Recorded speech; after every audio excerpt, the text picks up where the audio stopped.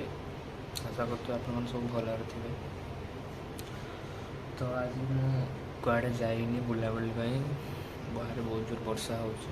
କିଛି ଭାବିନି ଏତେ ମଜା କୁଆଡ଼େ ଯିବି କିଛି କରିବି। ଏବେ ତ ଟାଇମ୍ ଆମର କିଛି 4:42 ହେଇଛି। ଦେଖନ୍ତୁ 4:42 ହେଇଛି। ତ ତୁମେ କିଛି ଭାବିନି କୁଆଡ଼େ ଯିବି। ଦେଖିବା କୁଆଡ଼େ ଯାଉଛି। ତ ଯୁଆଡ଼େ ଗଲେ ବି ଆପଣମାନଙ୍କୁ ମୁଁ ନିହାତି ମୋର ବ୍ଲଗ୍ ଆପଣମାନଙ୍କ ସହ ସେୟାର କରିବି। ତ ଆପଣମାନେ ସବୁ ବ୍ଲଗ୍ ଦେଖୁଛନ୍ତି, ସେୟାର କରୁନାହାନ୍ତି, ଲାଇକ୍ କରୁନାହାନ୍ତି, କମେଣ୍ଟ ବି କେହି କିଛି ମାନେ ସମସ୍ତେ ଦେଖୁଛନ୍ତି କରୁନାହାନ୍ତି, ସବସ୍କ୍ରାଇବ୍ ବି ଆପଣମାନେ କରୁନାହାନ୍ତି। ତ ଆପଣ ସବସ୍କ୍ରାଇବ୍ କରୁଛନ୍ତି ନା ଆମେ ଆମର ଫ୍ୟାମିଲିକୁ କେମିତି ବଢ଼େଇବା କୁହନ୍ତୁ।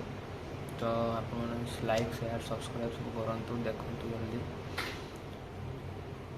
ତ ମୁଁ ଏମିତି ଆପଣଙ୍କ ପାଇଁ ନୂଆ ନୂଆ ସବୁ ଭିଡ଼ିଓ ନେଇକି ଆସୁଛି। ଆପଣମାନେ ଲାଇକ୍ ସେୟାର କରୁନାହାନ୍ତି କିଛି, ତ ମୋତେ ମାନେ ଭଲ ଲାଗୁନି, ମାନେ ମୋତେ କେହି ମୋଟିଭେଟ୍ କରୁନାହାନ୍ତି। ତ ଆଶା କରୁଛି ଆପଣମାନେ ୟା ପରଠୁ ନିହାତି କରିବେ ସବୁ।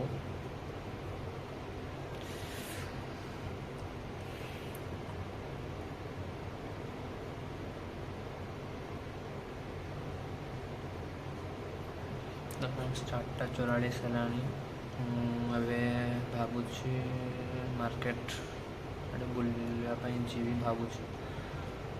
ଦେଖିବା ବାହାରିଲା ପରେ ଜଣାପଡ଼ିବ କୁଆଡ଼େ ଯିବା କୁଆଡ଼େ ନାହିଁ। ଭାବୁଛି ମୁଁ ତଥାପି ବୁଲି ବୁଲା ଆସିବି। ଘରେ ଯାଇକି ମୋ ଘରେ ରହି କିଛି ଭଲ ଲାଗୁନି। ସବୁ ମାନେ ଡେଲି ଏମିତି ଯାଏ ଅଫିସ୍ ପାଇଁ ଯାଏ। ଅଫିସ୍ରେ ମୁଁ ଚାକିରି କରିଛି, ଆମର HDFCରେ ଅଛି। HDFC ଆମର ହେଉଛି ATM ପୋଷ୍ଟରେ ଅଛି, ମାନେ ସର୍ଭର ଡାଉନ୍ ଇଏ ହେଲେ ସେଇ ଜାଗାରେ ମୁଁ ସବୁ ଯାଏ। ତ ଭାବୁଛି ଅଫିସ୍ ଗଲା ପରେ ମାର୍କେଟ ବୁଲି ଆସିବି। ମାର୍କେଟ ବୁଲାବୁଲି ଏମିତି କରିବି ବୋଲି ଭାବୁଛି।